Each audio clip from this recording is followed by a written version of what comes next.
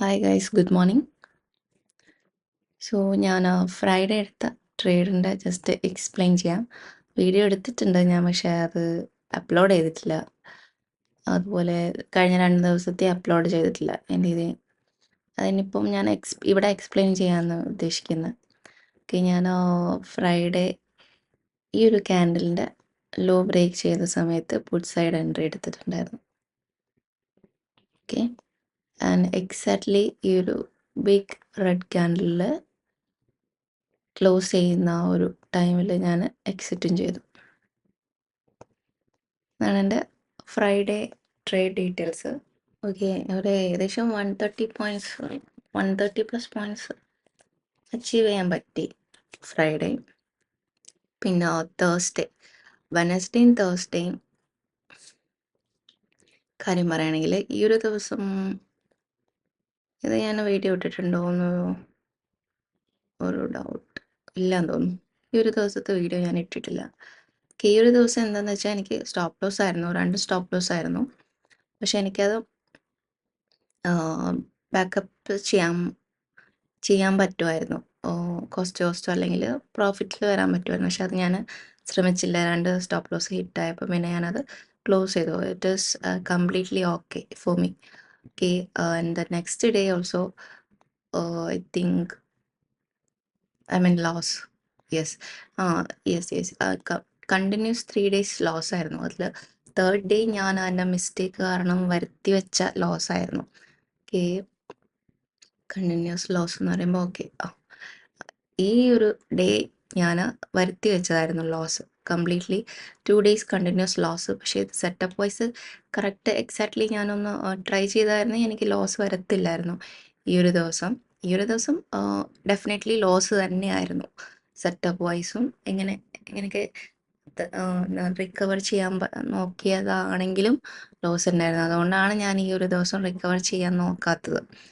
Recover ചെയ്യാൻ നോക്കുകയാണെങ്കിലും ഈ ഒരു ദിവസം ലോസ് ആയിരുന്നു. അതേ ഒരു ലോസ് ഇവിടെ. സോ അതുപോലെ ലോസ് ഇവിടെ വീണ്ടും എക്സ്ട്രാ വരണ്ട എന്ന് കരുതിയിട്ടാണ് ഞാൻ ലിമിറ്റ് ക്രോസ് ചെയ്തപ്പോൾ തന്നെ ക്ലോസ് ചെയ്തത്. ഓക്കെ, ഇതാണ് എക്സാക്ട്ലി സെറ്റപ്പ് വൈസ് വന്നിട്ടുള്ള ലോസ് എന്ന് പറയുന്നത്. ശരിക്കും ലോസ് എന്ന് പറഞ്ഞാൽ ഈ ഒരു ദിവസമാണ്.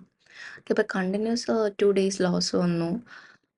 ഞാൻ എന്താ ചെയ്തതെന്ന് വെച്ചാൽ തേഴ്സ്ഡേ ഞാൻ അഗെയിൻസ്റ്റ് സെറ്റപ്പ് ട്രേഡ് എടുത്തു, പുട്ട് സൈഡ് ട്രേഡ് എടുത്തു. It is completely my mistake. So ഞാനിവിടെ പുട്ട് സൈഡ് എൻട്രി എടുത്തു. ഇവിടെ സെൽ ഹിറ്റായി. എഗെയിൻ വീണ്ടും ഞാനിവിടെ പുട്ട് സൈഡ് എൻട്രി എടുത്തു. ഈ ഒരു ഏരിയയിൽ ഇവിടെ ഹൈ ബ്രേക്ക് ചെയ്ത് പോകത്തില്ല എന്നുള്ളൊരു കോൺഫിഡൻസിൽ. പക്ഷേ എൻ്റെ സെറ്റപ്പ് വൈസ് ഞാൻ അപ്പ് സൈഡ് ആയിരുന്നു എടുക്കേണ്ടിരുന്നത്. ഈ ഒരു ഏരിയയിൽ നിന്ന് ഞാൻ കോൾ സൈഡ് ആയിരുന്നു എടുക്കേണ്ടിരുന്നത്. എക്സാക്ട്ലി 200 പോയിൻറ്റ്സ് എനിക്ക് ഈ ഒരു വീക്കിൽ തന്നെ 200 പോയിൻറ്റ്സ് ഐ തിങ്ക് അച്ചീവ് ആയെന്നാണ് തോന്നുന്നത്. ഓക്കെ, എനിഹൗ ഇതിലെങ്കിലും അച്ചീവ് ആയിട്ടുണ്ടായിരിക്കണം. ഞാൻ ഇവിടെ വരെയാണ് പോയിൻറ്റ്സ് നോക്കിയിട്ടുണ്ടായിരുന്നത്. ഈ ഒരു ഇതിൽ തന്നെ 200 അച്ചീവ് ആയെന്നാണ് എൻ്റെ ഒരു വിശ്വാസം. ഓക്കെ, അപ്പോൾ ഇത് ഞാൻ വരുത്തി വെച്ച ലോസ് ആയിരുന്നു. അങ്ങനെ കണ്ടിന്യൂസ് എനിക്ക് 3 days ലോസ് വന്നു. പിന്നെ ഫ്രൈഡേ 130 പോയിൻറ്റ്സിൻ്റെ മേലിൽ പ്രോഫിറ്റ് കിട്ടി. ഇനിയിപ്പം ഇന്നത്തെ പ്ലാൻ എന്താണെന്ന് വെച്ചാൽ ലൈവ് ട്രേഡിങ്. ഞാനിത് വീഡിയോ റെക്കോർഡ് ചെയ്തിട്ടുണ്ട്. ഇനിയിപ്പോൾ ഞാനത് ഇടുന്നില്ല. ഞാൻ ഏതായാലും അത് എക്സ്പ്ലെയിൻ ചെയ്തല്ലോ. ഓക്കെ, കുറച്ച് തിരക്കുമായിരുന്നു, അതുകൊണ്ടാണ് എനിക്ക് ഇടാൻ പറ്റാണ്ടായത്. ഇനി ഇന്നത്തെ ദിവസത്തെ പ്ലാനിങ് എന്താണെന്ന് വെച്ചാൽ ഗ്യാപ്പ് അപ്പ് ഓപ്പണിംഗ് ആണെങ്കിൽ ബോത്ത് സൈഡിലേക്കുള്ള പ്ലാനിങ് ഉണ്ട്. ബൈയിങ്ങും ഉണ്ട്, സെല്ലിങ്ങും ഉണ്ട്. ഇതിൽ ഏതാണോ കംഫർട്ടബിളായിട്ട് എനിക്ക് ആ ഒരു സമയത്ത് ലൈവ് മാർക്കറ്റിൽ സെറ്റപ്പ് ഫോം ആവുന്നത് അതിനനുസരിച്ചിട്ട് ഞാൻ മൂവ് ഓൺ ചെയ്യുന്നതായിരിക്കും. പിന്നെ flat to slightly gap down ആണെങ്കിൽ സെയിം ബൈയിങ് ആണ് ഞാൻ നോക്കുന്നത്, ഓപ്പർച്യൂണിറ്റി നോക്കുന്നത്. ഇനി അഥവാ അല്ലെങ്കിൽ ഗ്യാപ്പ് ഡൗണിൽ മേ ബി സെല്ലിങ് സൈഡും ഓപ്പർച്യൂണിറ്റി നോക്കും. ഓക്കെ, ഇതാണ് ഇന്നത്തെ പ്ലാന്. ലെറ്റ്സ് സീ മാർക്കറ്റ് എങ്ങനെയാണ് മൂവ് ചെയ്യുന്നത് അതിനനുസരിച്ചിട്ടാണ് ട്രേഡ് എടുക്കുക.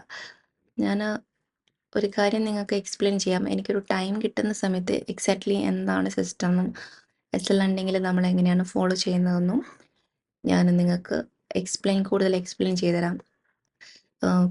കുറച്ചും കൂടെ നിങ്ങൾക്ക് തറോ ആവണമെന്നുണ്ടെങ്കിൽ ഹിന്ദിയിലൊരു ചാനലുണ്ട്, ഇൻട്രാഡേ ഹണ്ടർ എന്ന് പറഞ്ഞിട്ട്. എസ്എൽ ഉണ്ടെങ്കിൽ പുള്ളിക്കാരൻ പ്രോ ആണ്. അദ്ദേഹത്തിൻ്റെ വീഡിയോസ് കണ്ടിട്ടാണ് ഞാൻ പഠിച്ചിട്ടുള്ളത്. അപ്പം നിങ്ങൾക്ക് കൂടുതൽ എക്സ്പ്ലനേഷൻ വേണമെന്നെങ്കിൽ ഒന്നെങ്കിൽ അവരുടെ വീഡിയോ കാണാം. ഞാനും അയാളായിട്ട് യാതൊരു ബന്ധവുമില്ല. റെക്കമെൻഡേഷനാണ് എൻ്റെ. എനിക്ക് യൂസ്ഫുൾ ആയതുകൊണ്ടാണ് ഞാൻ നിങ്ങൾക്കും കൂടെ റെക്കമെൻഡ് ചെയ്യുന്ന ആ വീഡിയോസും ഡെയിലി കാണാം. ഞാൻ എടുക്കുന്ന വീഡിയോസും ഞാൻ ചെയ്യുന്ന ട്രേഡ്സും അവർ ചെയ്യുന്ന ട്രേഡ്സും 80 to 90% എക്സാക്ട്ലി സെയിം ആണ്. ബാക്കി വരുന്ന 10 to 20% മാത്രമേ ഡിഫറൻസ് വരത്തുള്ളൂ. ആ ഡിഫറൻസ് എന്ന് വെച്ചാൽ ഞാൻ ചെയ്യുന്നത് ചിലപ്പം ബൈയിങ്ങിലായിരിക്കും ഓപ്പർച്യൂണിറ്റി നോക്കിയിട്ടുണ്ടാവുക. അതിൻ്റെ ഓപ്പോസിറ്റ് ആയിരിക്കും പുള്ളിക്കാരന് ഓപ്പർച്യൂണിറ്റി നോക്കിയിട്ടുണ്ടാവുക. ആ ഒരു ഡിഫറൻസേ വരത്തുള്ളൂ. ഓക്കെ, ഞാൻ പറഞ്ഞല്ലോ ഫ്രൈഡേ എനിക്ക് ഇവിടുന്ന് കോൾ സൈഡ് പോകാനുള്ള ഒരു ഓപ്പർച്യൂണിറ്റി ഉണ്ടെന്ന്. അപ്പോൾ ഞാൻ ഫസ്റ്റ് ചൂസ് ചെയ്തത് പുട്ട് സൈഡാണെന്നേ ഉള്ളൂ.